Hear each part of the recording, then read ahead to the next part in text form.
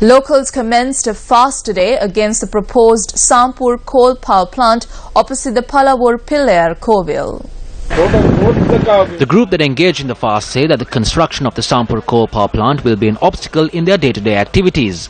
They request that the lands which were taken over for the proposed Sampur coal power plant be returned. We suffered from the war since 1983. At a time when we have properly settled ourselves, there are attempts to go ahead with the construction of this power plant. What has Sambandhan, who was elected by our votes, done for us? They live in places where there are no issues. We live in the most rural of places. He has not spoken out during any discussion on the power plant. We do not want a power plant in this area. Opposition leader R. Sambandhan arrived and held a discussion with the group.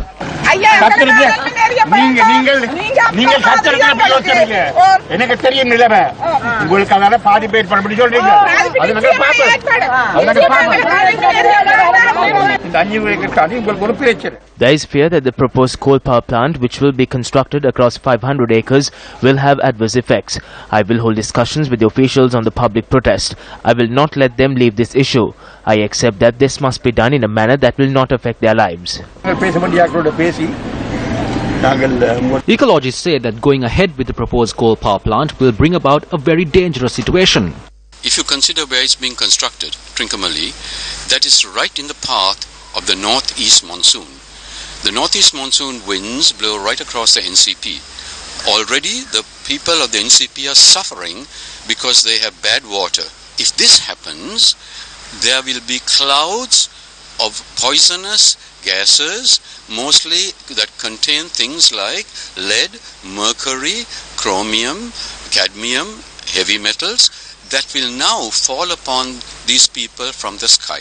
Coal-fired power plants produce huge quantities of acids, nitric acid, sulfuric acid, from the oxides of nitrogen and the oxides of sulfur given out by the coal-fired power plant.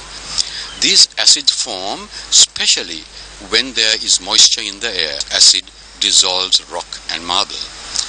This acid rain will go over Anuradhapura and it will fall upon the Sri Mahabodhya.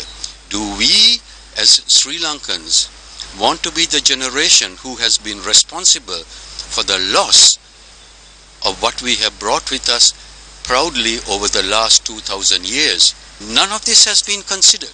The proposed Sampur coal power plant is expected to add 500 megawatts to the national grid. The Sampur coal power plant will comprise of two 250 megawatt power generators.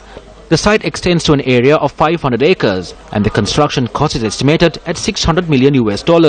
Proposed to be Sri Lanka's second coal-fired thermal power plant, it is implemented as a joint venture of the Ceylon Electricity Board and the National Thermal Power Corporation of India.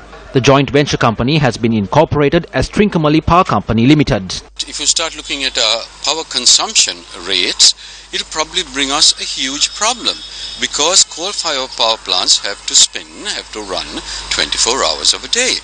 When you're starting to look at the consumption patterns in this country and the growth patterns, it will be argued soon, mark my words, that we'll have excess capacity and we need to export it into India.